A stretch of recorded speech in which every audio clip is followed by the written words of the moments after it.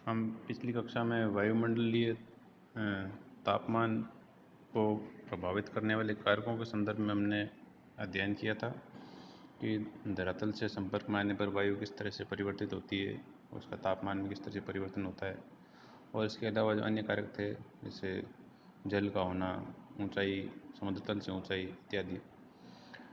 आज हम जो दो मुख्य बिंदु हैं, तापमान का लंबवत वितरण और तापमान का प्रतिलोमन, इन्वर्जन ऑफ टेम्परेचर, इन पर हम प्रकाश डालेंगे। जो तापमान का लंबवत वितरण है वह प्रमुखतः जो हमारे वायुमंडल की परतें हैं उन पर निर्भर करता है। परतों के बारे में हम अध्ययन पहले ही कर चुके हैं, जिसमें कंपोजिशन ऑफ एटमॉस्फेयर जो टॉपिक हमने पढ़ा था, उसमें हमने देखा था कि क्षोभमंडल, troposphere, stratosphere, mesosphere, exosphere, ionosphere इत्यादि हमने पढ़े थे। तो हमने उसमें ये भी देखा था कि तापमान जो वायुमंडल का है वह किस तरह से प्रभावित होता है इन परतों के साथ साथ। जो ये परतें हैं उनको विभाजित करने का आधार ही मुख्यतः प्रमुखतः तापमान ही है। तो इसी कड़ी में हम ये भी देखेंगे कि जो वायुमंडल जो है हमारे क्षोभमंडल ट्रोपोस्फीयर में सबसे सघन होता है। जो वायुमंडलीय गैसें हैं उनकी सघनता अधिक पाई जाती है किसमें? क्षोभमंडल में, जिसकी ऊंचाई 8 से 18 किलोमीटर। 18 किलोमीटर जो ध्रुवीय क्षेत्र नहीं, जो भूमध्य रेखीय क्षेत्र है वहाँ पर इसकी ऊंचाई 18 किलोमीटर होती है, और ध्रुवीय क्षेत्रों में इसकी ऊंचाई 8 किलोमीटर तक होती है। ये ऊंचाई जो है समुद्र तल से नापी जाती है, मीन सी लेवल जिसको हम बोलते हैं। तो हम ये साधारणतः ऑब्जर्व करते हैं कि जो तापमान ऊंचाई के साथ घटता है क्षोभमंडल में, तो क्षोभमंडल में जो तापमान घटता है उसकी घटने की दर जो होती है वह 6.5 डिग्री सेंटीग्रेड प्रति 1000 मीटर, यानी 1 किलोमीटर पर 6.5 डिग्री तापमान जो है कम हो जाता है, तापमान का ह्रास हो जाता है। इसके कारण हम पढ़ चुके हैं पहले भी, और प्रमुख कारण है कि वायुमंडल जो है इसकी सघनता ऊपर जाने पर कम हो जाती है, इसलिए लेटेंट हीट रिलीज हो जाती है, गुप्त ऊष्मा को ये जो वायुमंडलीय गैसें हैं वो त्याग देती है, इस कारण से तापमान कम होता जाता है। इसे हम सामान्य ह्रास दर के नाम से जानते हैं, नॉर्मल लैप्स रेट। लेकिन जो लोकल डिस्टर्बेंसेस हैं उसके कारण कई बार हमने ये देखा है कि इस तापमान की दर में कमी होने की बजाय इसमें बढ़ोतरी होती है, तापमान ऊंचाई के साथ बढ़ने लग जाता है। इसे हम तापमान का प्रतिलोमन कहते हैं, इन्वर्जन ऑफ टेम्परेचर, तापमान का प्रतिलोमन। तो इसकी अगर हम परिभाषा दें तो ये होगा कि क्षोभमंडल में जब तापमान ऊंचाई के साथ समुद्र तल से जैसे जैसे ऊंचाई बढ़ती है वैसे वैसे तापमान में गिरावट होने की बजाय उसमें बढ़ोतरी होती है, इसे हम तापमान का प्रतिलोमन कहते हैं। तो इस कारण से जो धरातल के समीप है उसमें ठंडी हवा हमें देखने को मिलती है, जबकि धरातल से ऊपर हम जाएंगे तो जो तापमान है वो बढ़ता जाएगा और हॉट एयर हमें देखने को मिलेगी। इसे हम नेगेटिव लैप्स रेट के नाम से जानते हैं। यह 3 प्रकार की होती है, नॉन एडवेक्शनल इन्वर्जन, एडवेक्शनल इन्वर्जन और मैकेनिकल इन्वर्जन। एडवेक्शनल इन्वर्जन को हम हिंदी में धरातलीय या विकिरण प्रतिलोमन कहते हैं, अप्रवाही प्रतिलोमन कहते हैं। यह प्रमुखतः धरातलीय प्रतिलोमन या विकिरण प्रतिलोमन के कारण होता है। अब ये है क्या, तो हम ये देखेंगे धरातल के निकट जो वायुमंडल है उसमें सबसे निचले भाग में घटित होने के कारण इसे धरातलीय प्रतिलोमन की संज्ञा दी जाती है।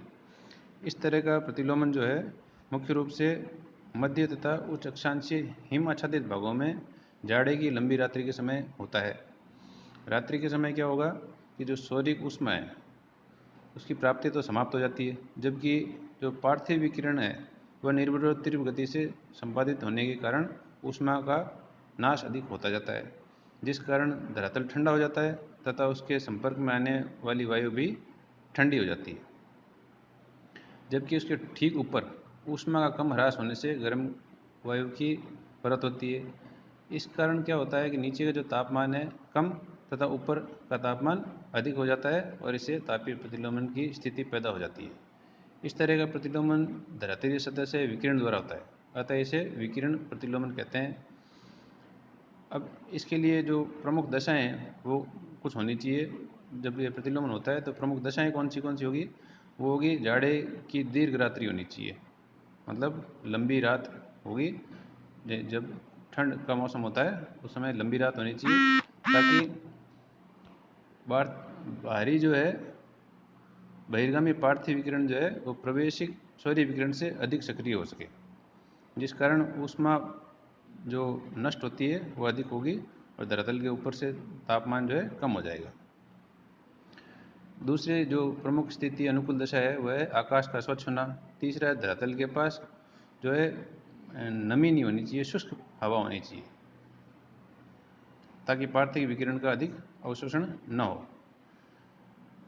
वायुमंडल शांत और स्थिर होना चाहिए और हिम से आच्छादित धरातल होना चाहिए। तो ये प्रमुख दशाएं होगी, तब क्या होगा कि जो हमारा अप्रवाही प्रतिलोमन है वह उसकी स्थिति पैदा होगी, और ये ग्राउंड रेडिएशन की वजह से होती है, धरातलीय विकिरण के कारण होती है, इसलिए धरातलीय विकिरण प्रतिलोमन भी इसे कहते हैं। दूसरा जो है वो है एडवेक्शनल इन्वर्जन या अभिवहनीय या संपर्कीय प्रतिलोमन। इस तरह का जो तापीय प्रतिलोमन है उसे गतिक प्रतिलोमन या डायनेमिक इन्वर्जन की संज्ञा भी दी जाती है। वायुमंडल का स्थिर होना तथा प्रबल क्षैतिज पवन संचार इसमें आवश्यक होते हैं। हवाओं के जो क्षैतिज रूप में गतिशील होने से उत्पन्न प्रतिलोमन है वह अधिक स्थायी तथा व्यापक होगा, जिससे जलवायु संबंधी अधिक महत्व होता है।